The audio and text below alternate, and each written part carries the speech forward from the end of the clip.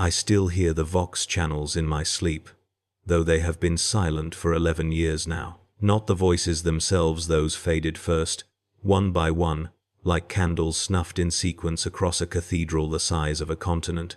What remains is the quality of the silence that came after, the particular emptiness that fills a frequency when everyone who might have spoken into it has been consumed. Command says, I should be grateful they pulled me out when they did.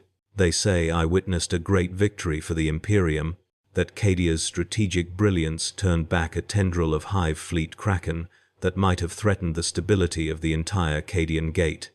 They gave me a commendation. They gave me a new regiment to train. They do not ask me to sleep without the restraints anymore, or why I check every Vox channel manually before each dawn, listening for voices I know will never answer. The Tyranids came to Cadia in the 3rd year of my service as a major in the 117th Shock Regiment. This itself was unusual. Cadia's guns have always pointed toward the Eye of Terror, our fortress world positioned like a dagger aimed at the heart of chaos. We train from childhood to face heretics and traitors, to stand against the warp-spawned horrors that boil out of that festering wound in reality. The guard regiments raised on Cadia are shipped across the galaxy, but Cadia itself remains. Cadia stands, always. That is what we are taught. That is what we know. So when the Auspex stations in the northern polar regions began detecting biosignatures dropping from low orbit, the initial response was almost confused. We had protocols for demonic incursion, for traitor uprisings, for black crusades that came in waves of corrupted steel and malice. We had no protocols for Tyranids. I was stationed at Firebase Tertius 9 when the first reports came through, a mid-level fortification in the Rosvar Mountains, overlooking one of the hundreds of military training complexes that cover Cadia's surface like scales on a reptile. The Vox officer who brought me the dispatch looked uncertain, which was itself remarkable. Cadian troopers are trained to maintain composure through artillery bombardment, to reload under fire without flinching, to die standing if necessary. Uncertainty was not part of our vocabulary. Major Kellan, he said, and I remember the way he held the data slate as if it might bite him. Auspex confirms xenoform contact. Fleet Command is designating them as Tyranid bioforms, advance elements of an unknown splinter fleet. I took the slate from him and read the details twice, then a third time, because the information seemed to slide out of my comprehension like water through fingers. Tyranids, here, on Cadia. The strategic briefings that followed over the next 72 hours had an almost dreamlike quality, as if we had all been transported to some parallel version of our world where the fundamental rules no longer applied. Lord General Castor, who commanded the Rosvar defensive sectors, stood before a hololithic display that showed a growing purple stain spreading across the northern wastes. Current projections indicate a splinter force, perhaps 50,000 bioforms of varying classifications, he said, his voice carrying the parade ground precision we all cultivated. Initial contact has eliminated monitoring stations Sigma 7 and the attached infantry company. All personnel lost. The swarm is moving south toward the populated training zones and manufactorum complexes. Someone asked why they had come here at all. Tyranids followed the scent of biomass. They consumed worlds with large populations. They did not typically waste resources on military fortresses where every citizen was trained and armed. Castor had no answer. None of us did. That was the first silence, I think, though I did not recognize it then, the silence where a reasonable explanation should have existed. We mobilized the 117th, along with 17 other regiments, across the Rosvar theater, approximately 200,000 guard troops moving into defensive positions along a front that stretched 300 kilometers across broken mountain terrain. I remember feeling something almost like relief in those first days. This was familiar. We knew how to fight. We knew how to die if necessary. The enemy was different, but the principles remained: establish fields of fire, coordinate artillery support, hold the line. My companies dug in along Ridge 7, a razorback formation of dark granite that offered excellent sight lines down into the valley approaches. We laid minefields. We positioned heavy weapons teams. We sang the hymns we had sung since childhood, about Cadia's eternal vigilance, about the Emperor's protection. The words felt hollow in my mouth even then, but I sang them anyway. We all did. The Tyranids hit our lines on the 4th day with the force of a biological tsunami.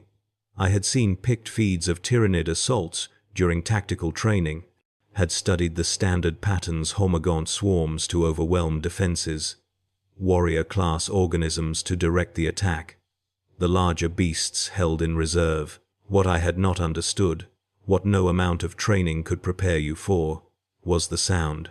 They came in absolute silence at first, a wave of chitin and claws and too many eyes pouring down the valley slopes like a living liquid, and then the shooting started, and the silence shattered into a cacophony that seemed to come from everywhere at once.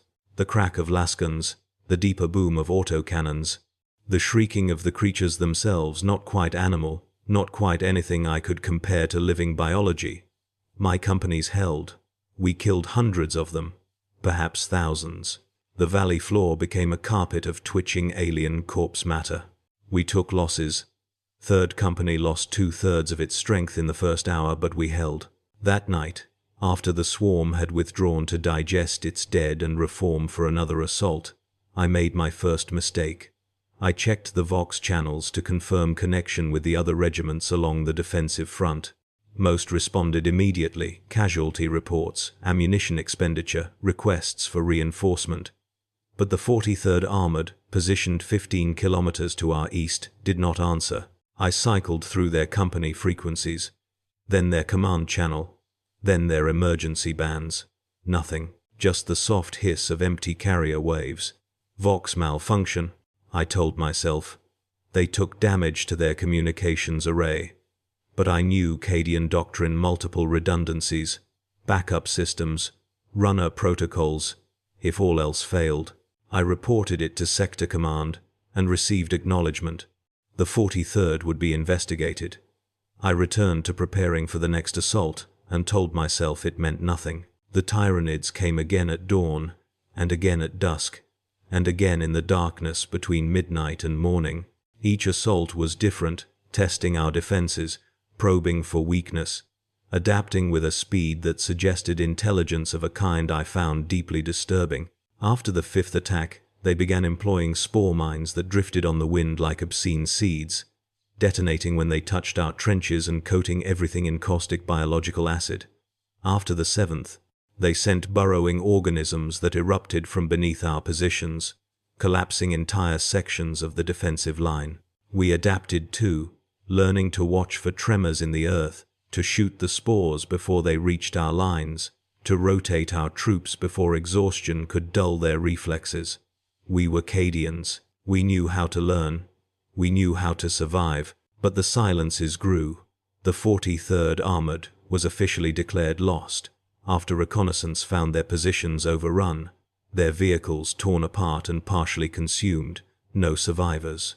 The 88th Infantry, positioned to our west, stopped transmitting during the 9th day of fighting. Then the 210th Artillery. Then the 5th Mechanized. Each time, I would cycle through their frequencies in the quiet hours after an assault, listening to the hiss of dead channels, and each time the absence felt heavier. It was not simply that they were gone, it was the way they were gone. No final transmissions, no calls for help, no last stand heroics broadcast across the Vox for others to remember. Just silence, spreading like a stain. I brought my concerns to Lord General Castor during the command briefing on the 14th day. The hololithic display now showed the purple stain had grown, but not as much as it should have given the bioform density. The swarm is consolidating, I said, pointing to the sectors where regiments had gone silent. They're not just killing our forces, they're consuming them completely, processing them. The biomass is being absorbed faster than we anticipated. Castor looked at me with an expression I could not quite read. Your observations are noted, Major Kellen, he said. High Command is aware of the consumption patterns. Something in his tone made me ask the question I should have left unspoken. Are we evacuating the civilian populations from the training complexes? The manufactorum workers? Another silence, this one different from the others, more deliberate. That will not be necessary, Castor said finally. The situation is being managed according to protocols you are not cleared for. Maintain your position. Hold the line. That is all. I held the line.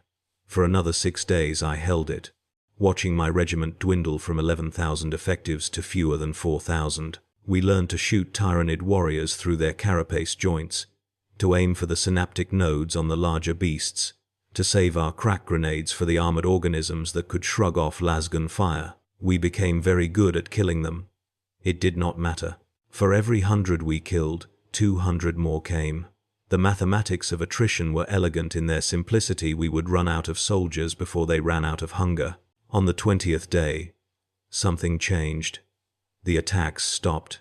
Not gradually, not with a sense of retreat, but simply ceased, as if a switch had been thrown. My remaining companies held their positions, fingers on triggers, waiting for the next wave that did not come. Hours passed. Then a full day. The Vox channels that still functioned crackled with confused reports from other surviving units. All contact with Tyranid forces had ended simultaneously across the entire front. We had won. The official pronouncement came. The swarm had been turned back. Cadia had held. Cadia always holds. But I noticed something in those first hours of silence. The Vox channels from the northern sectors, where the Tyranids had first made planetfall, were broadcasting again. Not voices, nothing so simple as voices. A carrier wave, steady and regular, like a heartbeat transmitted across electromagnetic spectrum. When I mentioned it to my Vox officer, he looked at me with an expression of careful neutrality. "Just interference, sir," he said. "Residual atmospheric distortion from the spore clouds." He was lying. I could tell he was lying because he would not meet my eyes, and Cadians are trained from childhood to maintain eye contact, to project confidence and certainty. I did not press the issue. Some part of me, even then, understood that there were questions I did not want answered. They pulled me off the line 3 days later. Orders from High Command. The 117th Shock Regiment was to be rotated back for rest and refit, having performed with distinction in the successful defense of the Rosvar sectors. We marched south toward the transit stations, passing through valleys that should have been carpeted with Tyranid dead. The corpses were gone, all of them. The earth looked scorched, blackened, as if something had burned through the organic matter and consumed it down to the bedrock. I mentioned this to no one. The other officers did not speak of it either. We had learned, I think, that some observations were better left unvoiced.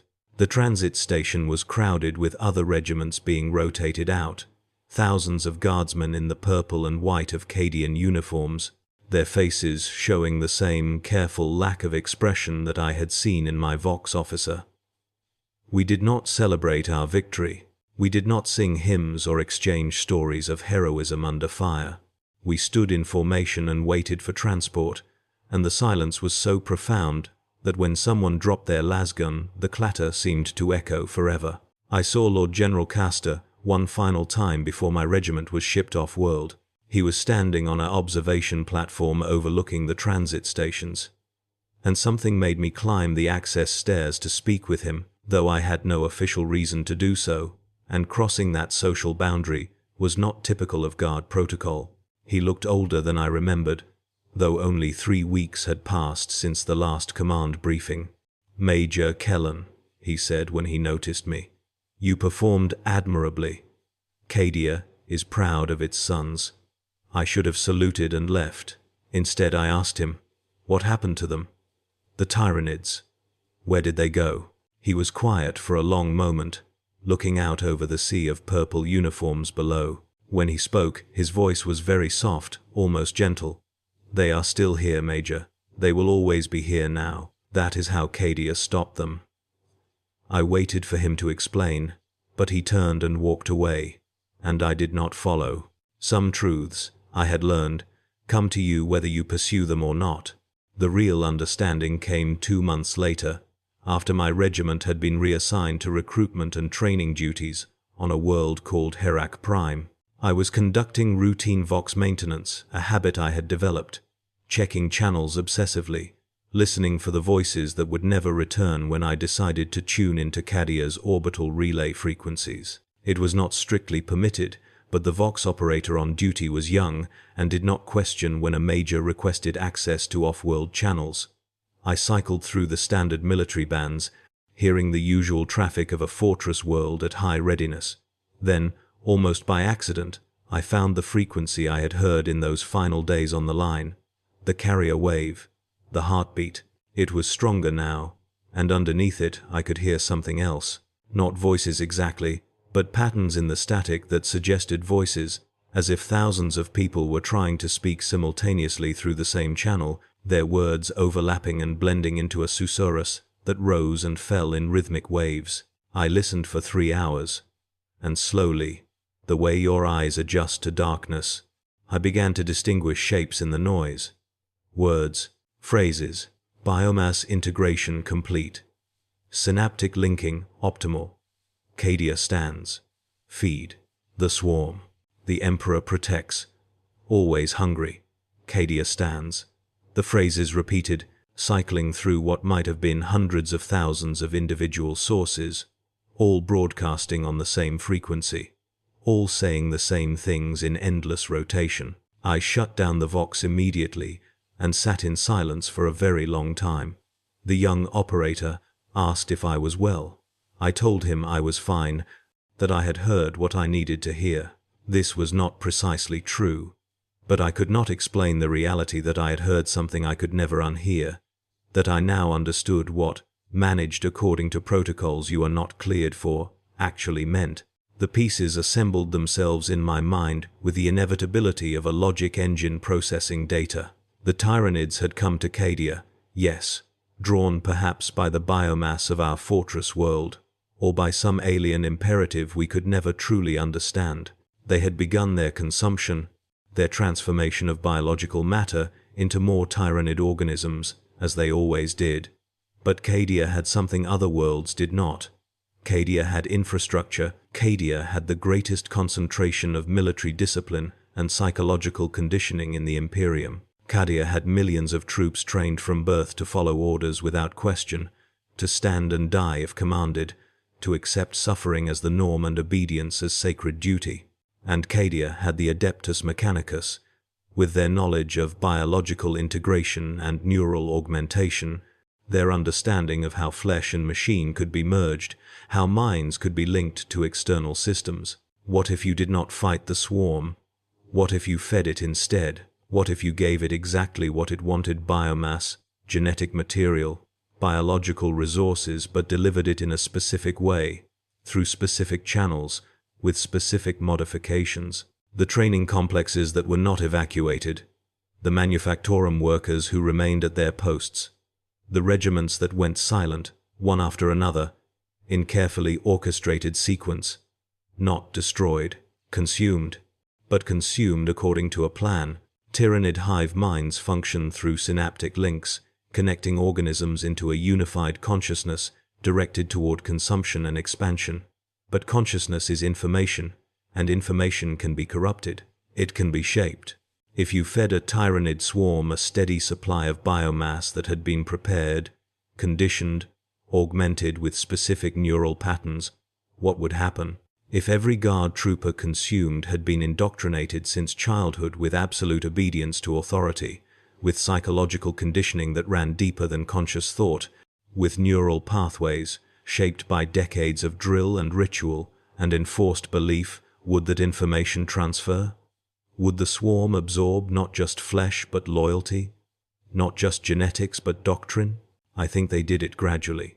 I think High Command selected specific regiments, specific populations, positioned them where the swarm would find them, where the consumption would occur in manageable batches. I think the Mechanicus priests performed modifications we were never told about, implanted things in the brain stems of soldiers who thought they were receiving standard augmentations, seeded the population with viral codes and genetic markers that would propagate through the Tyranid digestion process. I think they fed the swarm a poison disguised as a feast, and they did it knowingly, deliberately, with the full understanding of what it would cost. And it worked. The Tyranid splinter fleet stopped advancing because it had been compromised from within, its hive mind corrupted by the absorption of millions of Cadian minds that knew only obedience, only duty, only the imperative to stand and hold, and never retreat. The swarm did not flee, it could not flee.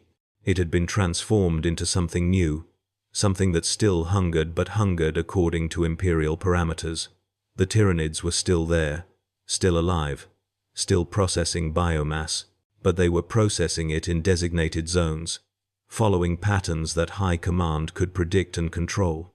They had become, in essence, a Tyranid swarm that followed orders. I have no proof of this. I have only the silence of dead Vox channels, the careful lies of superior officers, the carrier wave that broadcasts from Cadia's northern territories, with its chorus of overlapping voices speaking fragments of Imperial doctrine mixed with alien hunger. I have the knowledge that no official reports of the victory were ever disseminated beyond Cadia itself, that the event was classified at the highest levels, that regiments present for the defense were immediately shipped off-world and dispersed across the galaxy. I have the memory of Lord General Custer's face when he told me the Tyranids would always be here now, the weight of that statement, the implications it carried. I requested reassignment 6 times in the following year. Each time I was denied and sent to another training world, another recruitment facility, always positions well away from Cadia, always duties that kept me processing paperwork and drilling fresh recruits rather than asking questions or accessing classified intelligence networks. They did not need to explicitly threaten me. They simply made it clear, through the elegant machinery of military bureaucracy, that there were acceptable topics of inquiry and unacceptable ones, that certain truths were not meant to be pursued. I still listen to the Vox channels. Every night, when the barracks are quiet and I should be sleeping, I tune the small personal Vox unit they let me keep as a souvenir of my service. I cycle through the frequencies until I find Cadia's orbital relay, and I listen to the carrier wave, and I try to distinguish individual voices in the chaos of overlapping transmissions. Sometimes I think I hear Private Merrick from 3rd Company, who died when a Tyranid warrior tore through his squad position on the 2nd day. Sometimes I think I hear Captain Thrace, who commanded our artillery support until his entire battery went silent during a night assault. Sometimes I think I hear my own voice, though I know this is impossible. I am here. I am alive. I was not consumed. But then I remember the protocols I was not cleared for, and I wonder what exactly was done to us before we were deployed to Ridge 7, what augmentations might have been installed while we underwent routine medical processing, what genetic markers might have been introduced through our standard inoculations. I remember that the Mechanicus priests who performed our pre-deployment physicals seemed unusually thorough, that there were injections I did not recognize, that several officers complained of headaches and strange dreams in the weeks before contact with the Tyranids. I remember that my regiment, like all the others, was scheduled for rotation and refit, but we were pulled out early, 3 days after the silence fell, as if High Command wanted us away before we could observe too much, before we could understand the larger pattern. The young officer who assists with my training duties asked me once why I check the Vox channels so obsessively. I told him it was habit, that veterans of extended campaigns often develop quirks, that it helps me sleep. He accepted this explanation because he is young and has not yet learned to recognize when a superior is lying to protect them from knowledge that would destroy their faith in the institutions they serve. I am doing him a kindness. The Imperium requires soldiers who believe in the righteousness of their cause, who can charge into las fire and artillery, because they trust that their sacrifice serves a greater purpose. I cannot give him the truth that purpose and sacrifice are not always what they seem, that the machinery of the Imperium makes calculations at scales individual humans cannot comprehend, that victory sometimes means embracing outcomes that would have once been considered worse than defeat. Cadia stopped a Tyranid swarm. This is true. The official record will show that Imperial forces, through superior tactics and unbreakable will, turned back a xenoform threat and preserved the Cadian gate. This is what the historians will write, what the preachers will celebrate, what the recruiting officers will use to inspire fresh generations of Guardsmen to stand against the darkness. They are not precisely lying. The swarm was stopped. Cadia does still stand. These facts are accurate. What they will not write, what cannot be spoken in official channels, is the method. They will not explain that the swarm was stopped by being fed a controlled diet of humanity until it became something that could be directed, harnessed, integrated into the Imperial war machine. They will not admit that somewhere in Cadia's northern wastes, in zones declared forbidden and surrounded by kill boxes and permanent defensive positions, there is a Tyranid organism that thinks it is serving the Emperor, that processes biomass according to schedules approved by the Administratum, that has been transformed into a horrific fusion of alien hunger and human loyalty. They will not acknowledge that the victory was achieved by sacrificing hundreds of thousands of guard troopers not to enemy claws, but to a plan that required their consumption, their transformation, their absorption into an alien consciousness that would be shaped by their dying thoughts of duty and obedience. I have tried to make peace with this knowledge. I tell myself that those soldiers died serving the Imperium, that their sacrifice, however horrifying its nature, prevented a larger catastrophe, that the Tyranid threat to the Cadian gate has been neutralized through means that, while unorthodox, achieved a strategic objective that conventional warfare could not. I tell myself that the Imperium has always demanded terrible prices, that the galaxy is vast and cruel, and survival requires compromises that would break lesser civilizations. I tell myself these things, and sometimes, in the daylight hours when I am drilling recruits in lasgun maintenance or reviewing supply requisitions, I almost believe them. But at night, when I listen to the Vox channels, when I hear that carrier wave pulse like a heartbeat across the void, when the voices blend together into a sound that is neither human nor alien, but something profoundly wrong, then I cannot pretend. Then I understand what we have become, what we are willing to do, what prices we will pay and extract from others in the name of survival. The Imperium did not defeat the Tyranids through courage or faith or superior firepower. It defeated them through a form of assimilation so complete, so violating, that it transformed an extinction-level threat into a tool, a resource, a weapon that could be pointed at future enemies. And the most terrible part, the knowledge that keeps me awake despite the sedatives the Medicae provides, is that it worked.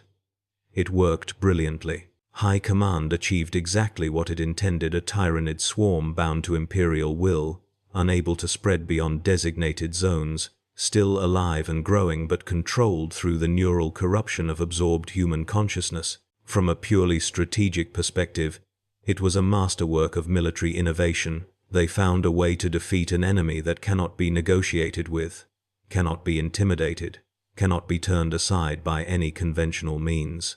They weaponized the very thing that makes Cadians valuable: our absolute conditioning, our unbreakable psychological chains of obedience, and they fed it to a hive mind until that hive mind became a reflection of us.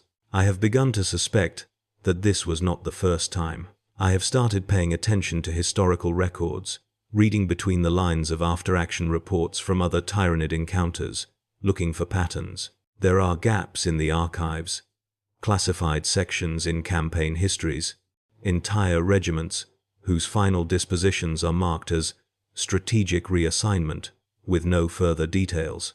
There are fortress worlds that report Tyranid contact, and then sudden victory without corresponding casualty figures that would indicate the intensity of fighting required. There are too many silences, too many missing details, too many victories that do not quite make sense when you examine them closely.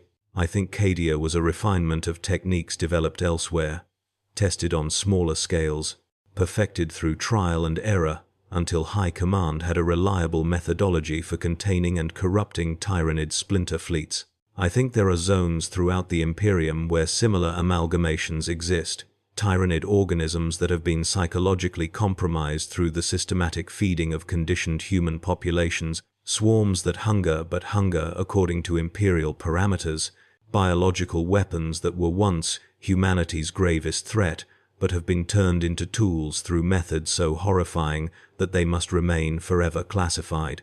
The Imperium will do anything to survive. This is the lesson I have learned. There is no sacrifice too great, no method too terrible, no corruption of natural law too profound, if it serves the continuation of human civilization. We will merge with our enemies. We will transform them into mirrors of ourselves.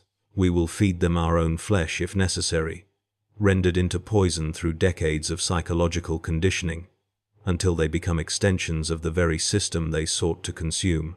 And we will call this victory. We will celebrate it. We will honor the dead who never knew they were being prepared as weapons, as vectors of ideological contamination, as ammunition in a war fought at scales beyond conventional comprehension. I am still a loyal servant of the Imperium. I still train recruits and follow orders and maintain the discipline that has defined my entire existence. But I am also something else now, a keeper of uncomfortable knowledge, a witness to methods that cannot be acknowledged, a man who understands that the Imperium's greatest victories are often its most terrible crimes. I check the Vox channels not out of habit but out of penance, listening to the voices of soldiers who thought they were fighting the alien threat, who believed their deaths would be clean and honorable, who never understood that they were being processed, prepared, transformed into weapons that would continue fighting long after their individual consciousness had been dissolved into a collective horror. The carrier wave from Cadia pulses on, steady and eternal. Cadia stands. The voices whisper through the static. The Emperor protects. Feed the swarm. Cadia stands, always hungry. Duty unto death. Cadia stands. They are not wrong. Cadia does stand. It stands because it found a way to stop a Tyranid swarm, and the method it used has become a model for the entire Imperium, a terrible secret that High Command guards jealously while deploying it wherever the Great Devourer threatens humanity's survival. I will never return to Cadia. This much has been made clear to me through official channels, through the careful management of my career, through the way my requests for reassignment always send me farther from the Cadian gate rather than closer to it. They do not want witnesses near the northern territories. They do not want anyone asking questions about the zones that appear on tactical maps as blank spaces marked restricted and bioform containment. They do not want loyal officers who served honorably to see what their service accomplished, to understand the machinery they were part of, to confront the reality that their survival came not because they fought well but because they were pulled out before they could be fed to the swarm like their brothers. I have been given a comfortable posting. I have been promoted twice since leaving Cadia, recognition for exemplary service in the defense of the Rosvar sectors. I have commendations in my file that future commanding officers will read and respect. I have everything a guard officer could want: security, advancement, the satisfaction of knowing I served with distinction in the Emperor's wars. I have everything except peace, except silence, except the ability to unhear what I have heard or unknow what I have come to understand. The young recruits I train will someday be deployed to worlds I cannot imagine, to fight enemies I will never see. Some of them will be sent to Cadia, to serve in the eternal garrison of humanity's most important fortress world. They will learn the hymns I learned, the drills I mastered, the absolute obedience that has defined Cadian military culture for 10,000 years. They will be proud to serve. They will believe in the rightness of their cause. And if the day comes when High Command decides that another Tyranid splinter fleet requires the Cadian solution, they will march into the consumption zones without question, without hesitation, without understanding that they have been prepared since birth for exactly this purpose. This is how Cadia stopped a Tyranid swarm, through sacrifice and genius and horror beyond naming, through the systematic weaponization of human loyalty transformed into poison for alien minds, through methods that prove the Imperium will embrace any darkness, any corruption, any violation of natural law, if it serves the greater purpose of survival. The Tyranids came to consume us, and we consumed them instead, not with weapons but with ourselves, feeding them our dead until they became reflections of Imperial will, bound forever to the very civilization they sought to destroy. And in the quiet hours before dawn, when I tune my vox to forbidden frequencies and listen to the carrier wave pulse across the void, I can still hear them.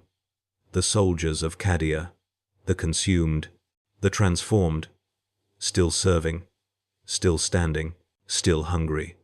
Forever, Cadia stands. It stands on foundations built from the processed flesh of its own defenders. It stands because it found a way to make even extinction serve the Emperor's purposes. It stands, and the method of its standing is a secret that will be guarded until the heat death of the universe, because humanity cannot afford to question the price of its survival. I am one of the few who know, and I will carry this knowledge until my death, speaking to no one, recording nothing, existing as a living repository of truth that must never be acknowledged. This is my duty now, not to fight, not to lead, but to remember what was done in the name of the Imperium, to bear witness to the terrible genius of men who understood that sometimes the only way to defeat an enemy is to become worse than they are.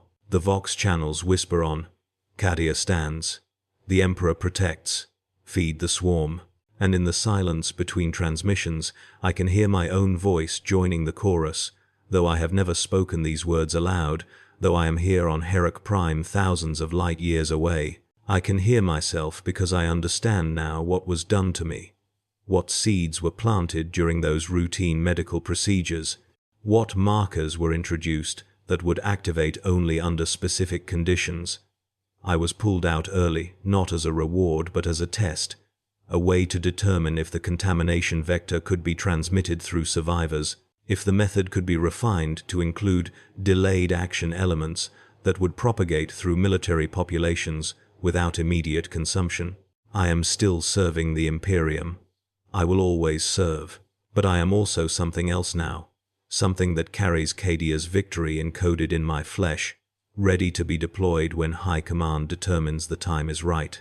I check the vox channels obsessively because I am listening for the signal, the carrier wave that will activate whatever was implanted in me, that will transform me from witness to weapon, from survivor to sacrifice. This is how Cadia stopped a Tyranid swarm, and this is how it will stop the next one, and the one after that, until every guard regiment in the galaxy carries the seeds of this terrible solution, until the Imperium has created an immune system built from its own soldiers' corrupted consciousness, until there are no longer any boundaries between human and alien, between loyalty and consumption, between service and horror. The Emperor protects. Cadia stands. The swarm hungers but serves. And I listen to the vox, waiting for my orders, knowing they will come, knowing I will obey when they do, because that is what I was made for. That is what we are all made for, in the end. To stand, to serve, to feed the machinery of humanity's survival with our bodies and our minds and our souls, transformed into whatever weapons the Imperium requires. Cadia stands, forever, at any cost, by any means. This is the truth they will never write in the histories. This is the victory they will celebrate without ever understanding. This is how we stop the swarm. This is what we have become. And the only mercy left to us is that most will never know. Most will die believing they served with honor. Most will go into the darkness thinking they were soldiers rather than ammunition, warriors rather than weapons, humans rather than tools designed for a single, terrible purpose. I know. I will always know.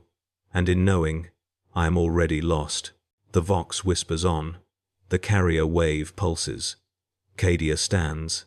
And I listen. And I wait. And I remember what we were before we became what victory required us to be. This is my penance. This is my service. This is how Cadia stopped a Tyranid swarm. And this is the price we paid. And this is why the truth will never be told, because some victories are worse than any defeat, and some methods must remain forever secret, lest those who learn of them understand that in fighting monsters, We have become something far more terrible than anything the galaxy has spawned. Cadia stands. The Emperor protects. Feed the swarm. These words will echo through my thoughts until my death, and perhaps beyond. Transmitted through the carrier wave that connects all those who served, all those who were consumed, all those who became part of the solution that High Command created. We are the victory. We are the method. We are the price.